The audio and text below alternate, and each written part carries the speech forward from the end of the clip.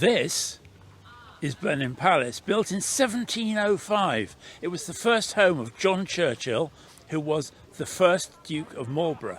It was the home, the birthplace of Winston Churchill. But for this weekend, and this weekend only, it's the home of Salon Prive.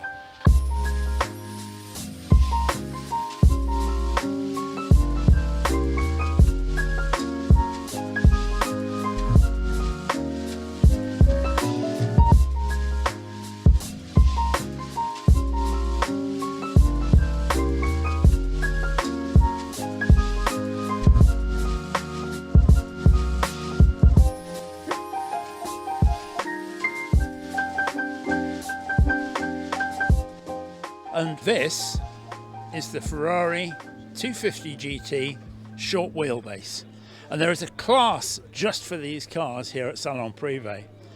They actually made two different versions of this car. They made a race car, which had aluminium bodywork. It was a bit stripped out inside. It had a lighter trim, bigger wheels. And then they made a road car. If you can ever think of a short wheelbase as being a road car, then that's what we'd see here.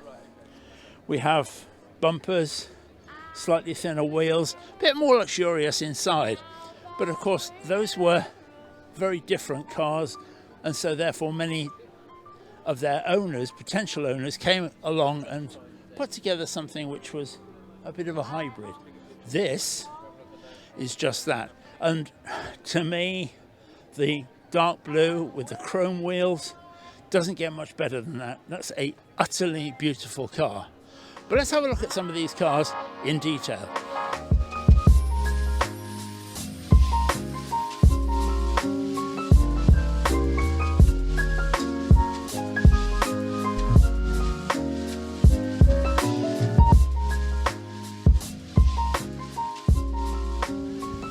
The 250 GT short wheelbase was fundamentally a customer car, that it was built to sell.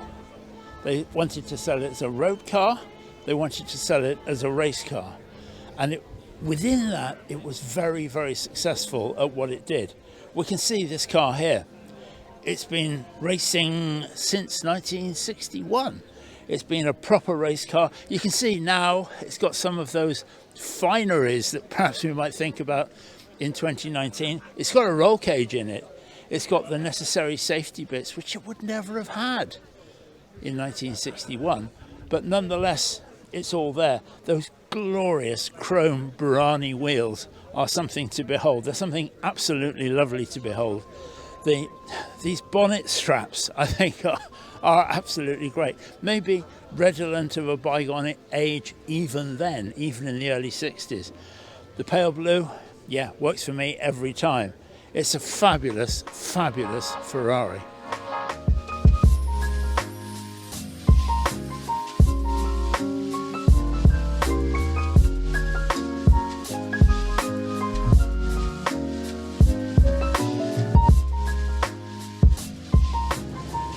One of the things about that 250 short wheelbase is that because it was a customer car, it was made with lots of different options and alternatives, including, of course, that aluminium body. But you'll see that this is a left-hand drive car. Some of the cars that we've seen are right-hand drive. Now, that isn't a sop to the UK market.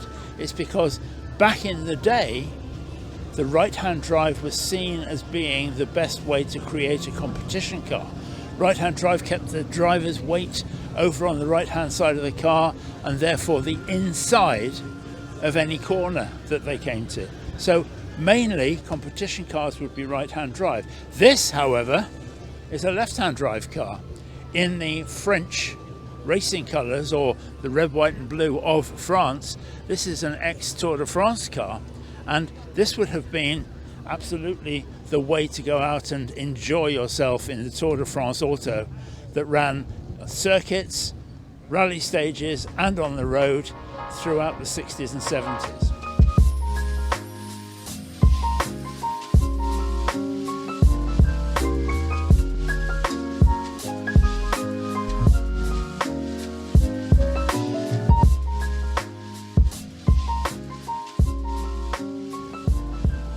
On the side of this car we have Scuderia SSS Repubblica di Venezia, the Venetian Republic. This was doomed to failure because what we actually had was Count Volpi, who was the money behind this team, who fell out big time with Ferrari over that Palace coup that happened not many years later from this, and they ended up trying to produce all sorts of cars which were not Ferraris but were Ferrari based.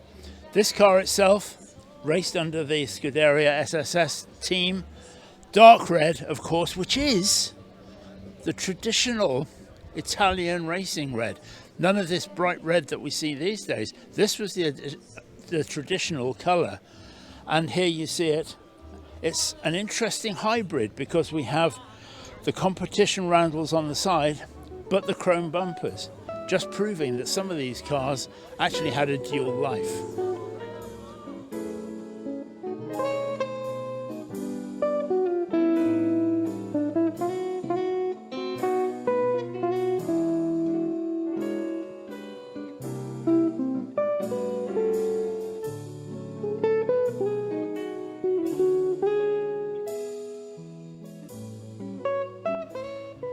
Barnato Hassan special. It says so here on the front, and that actually sums up the story of this car. Wolf Barnato was the money behind this project. He was also the chairman of Bentley Motors at the time, so a very wealthy and very enthusiastic man. He actually did Le Mans 3 times and won it all 3 times. Walter Hassan, Wally Hassan, was the engineer, and he built this car for Wolf Barnato. Underneath there is a Bentley. Yes, a real live vintage Bentley, just as they were back then. But this is built for circuit racing, absolutely.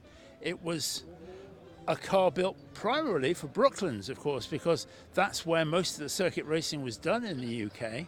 And sitting here with these comparatively narrow tyres, with the steering wheel and with your knees exposed, let alone anything else, this car went round Brooklands at 142 miles an hour average.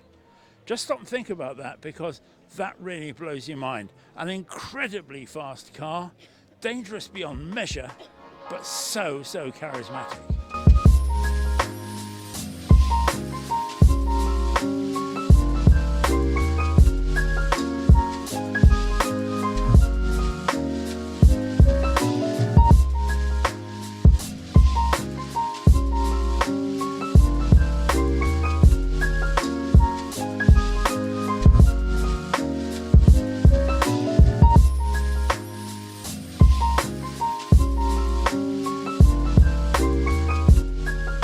The Bentley EXP 100 GT. Stark, raving, bonkers, but absolutely great as well. You can check this out and all the news from Salon Prive on historicracingnews.com and on our YouTube.